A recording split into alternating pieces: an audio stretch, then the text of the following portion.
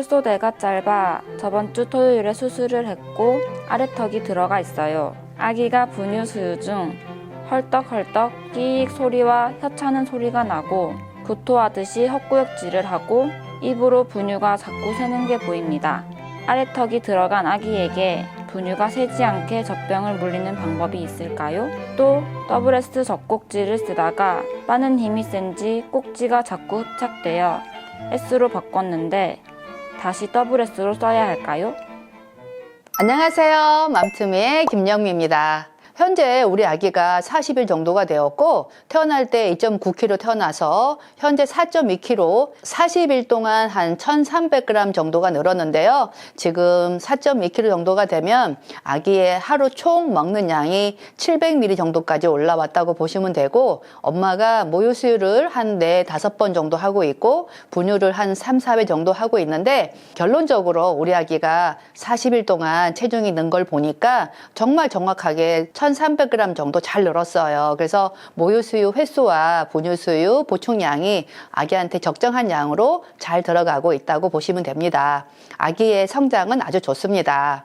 자, 이 아기의 사진을 보면 구강 구조가 협곡이라고 해서 입천장이 굉장히 높은 아기들이 있습니다. 아기 입에 엄마의 유두나 우유병이 들어오면 혀로 엄마의 유두나 분유병 꼭지를 감고 입천장으로 눌러서 아기의 입 안은 진공 상태가 되게 되는데 입천장이 높은 아기들은 진공 상태를 만들지 못하기 때문에 공기 흡입을 많이 하게 되고 또 엄마의 젖이 많이 나와서 사출이 심한 경우에는 진공이 못한 상태에서 급하게 삼켜야 되기 때문에 이렇게 삼키는 소리가 크게 들리기도 하고 공기 흡입을 많이 하게 되고요. 또 우리 아기의 콧구멍을 보시면 비강이 굉장히 좁은 아기인데요. 입천장이 높고 비강이 좁고 이러면은 우유병을 빠는 데 있어서 혀로 진공도 어렵고 그리고 또 빨고 삼키고 숨쉬고 하는데도 어려움이 있고 이렇게 분유를 먹고 났을 때 아기가 많이 흘린 모습이죠. 분유를 먹을 때 아래턱으로 많이 흘리는 모습은 아래턱이 약간 들어갔을 때 생기는 문제들인데요.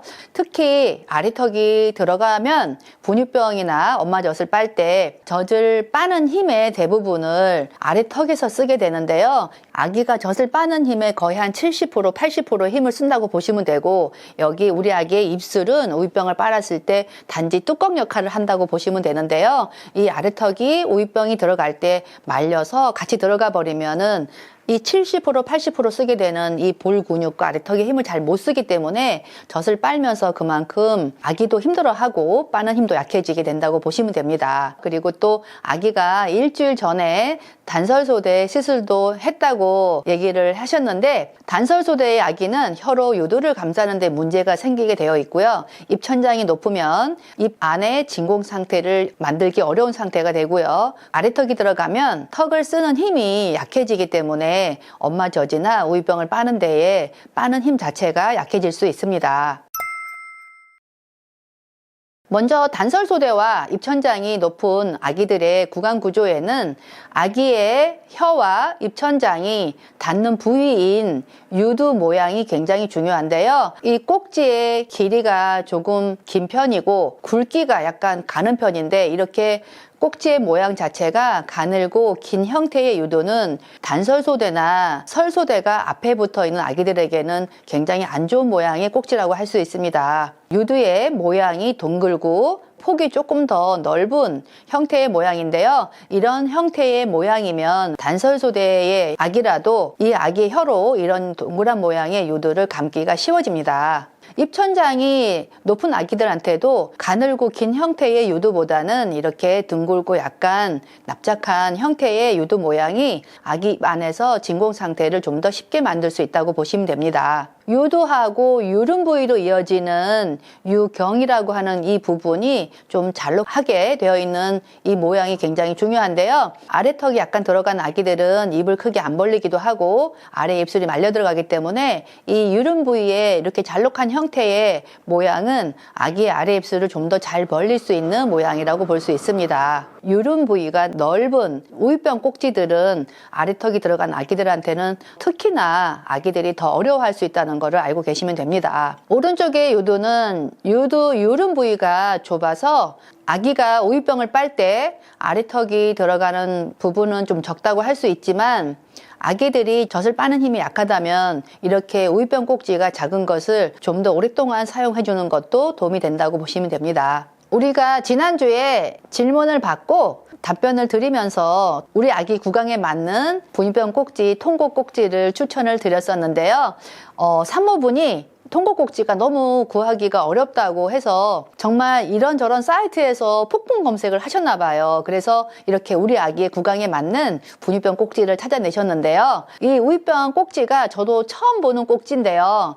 통곡 꼭지랑 다른 점은 통곡 꼭지는 유른 부위가 굉장히 하드해서 분비 속도가 너무 느리기 때문에 아기들에게 먹이는 속도가 너무 오래 걸려서 엄마들이 갑갑한 경우가 많고 아기들도 잘 안 나오니까 답답한 경우가 많았는데, 자, 이 꼭지는 정말 이 통곡 꼭지의 단점을 다 보완한 유두더라고요. 자, 이 꼭지는 모양은 통곡 꼭지처럼 아기들이 굉장히 빨기 쉬운 꼭지인데 이 꼭지의 재질 자체가 모유실감 재질입니다. 그래서 이 모유실감 재질은 아기들이 빨면서 빠는 힘을 아기 스스로가 조절하면서 빠는 만큼 나오는 그런 꼭지이고요.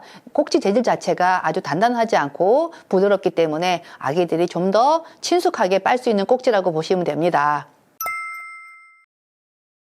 아래 입술이 들어가면 분유병을 빨 때나 엄마젖을 빨 때도 마찬가지인데요. 이렇게 입술이 말려 들어가게 되어 있습니다. 버릇이 든 게 아니라 아기가 원래 해부 구조상 그렇게 말려 들어간다고 보시면 되고요. 우유병이 들어갈 때 아래 입술이 말려 들어간 것을 엄마가 자꾸 손으로 이렇게 아기 입술을 펴준다고 하셨는데 그렇게 되면 아기들이 굉장히 싫어하게 됩니다. 그래서 가급적이면 우유병이 들어갈 때 말려 들어가지 않도록 하는 것이 굉장히 중요하고요.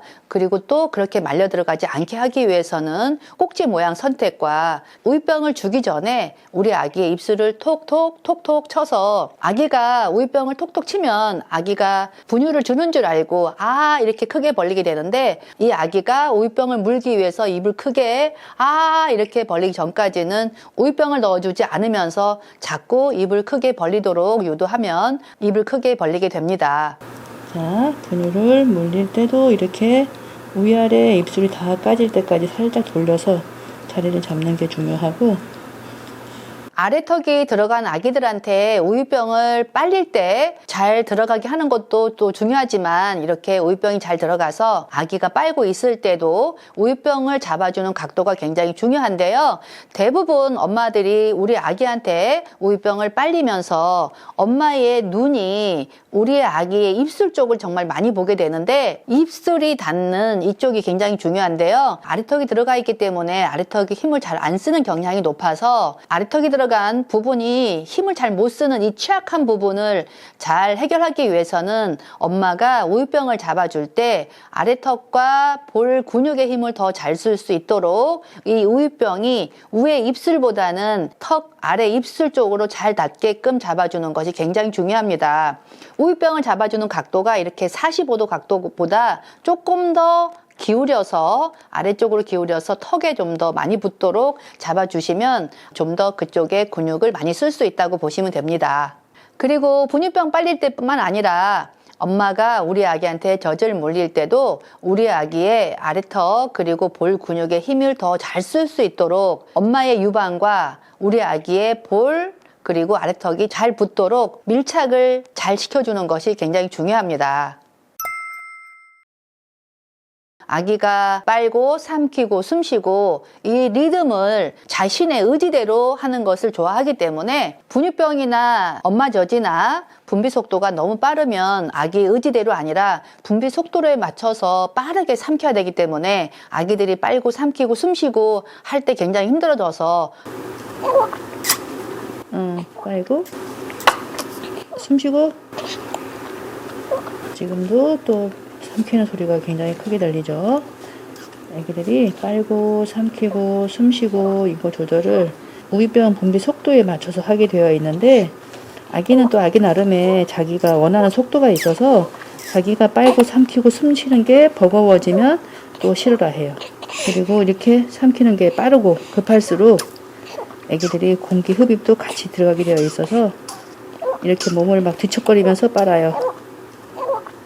아래턱이 들어간 아기들한테는 더 힘든 과정이 될 수가 있기 때문에요. 분비 속도를 잘 맞춰주는 것이 굉장히 중요한데 우리 아기한테 SS를 써야 될지 S를 써야 될지를 두 가지를 동시에 써보시고요. 우리 아기가 어느 쪽이 좀 더 빨고 삼키고 숨쉬기가 좀 편안한지 직접 보시면서 엄마가 SS로 할지 S로 할지를 결정하시기 바랍니다. 자, 오늘은 분유병을 빠는데 어려움을 갖고 있는 아기들의 구강구조 문제와 해결 방법에 대해서 설명을 드렸는데요. 수유하는데 어려움을 겪고 있는 산모들과 아기들에게 많은 도움이 되길 바라고요. 또 이 영상을 보시고 또 다른 질문이 있다면 또 질문을 올려주시면 답변을 드리도록 하겠습니다. 다음 시간에 더 좋은 영상으로 인사를 드리겠습니다. 구독과 좋아요, 알림 설정 꼭 부탁합니다. 맘투미의 김영미였습니다.